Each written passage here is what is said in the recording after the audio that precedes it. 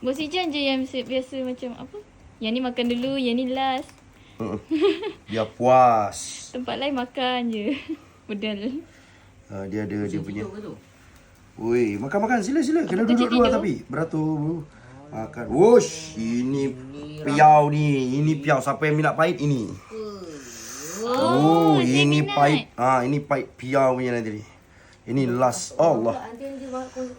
Woi, lezat. Ini pahit piau ni. Acik-acik.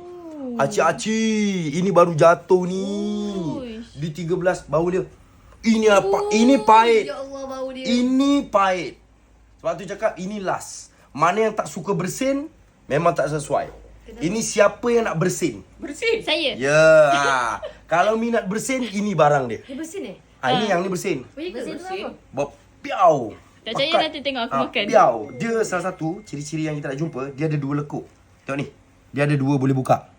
Ciri-ciri lah. Dia semodern ada. Cuma dia contoh baru jatuh. Lepas tu kadang buah besar. Ni kan buah kecil. Buah kecil ni susah nak cari piau betul-betul. Tapi kalau kena dalam macam ni, dia ada 2 rekahan nampak. Ada 2 rekahan tu memang bersin lah.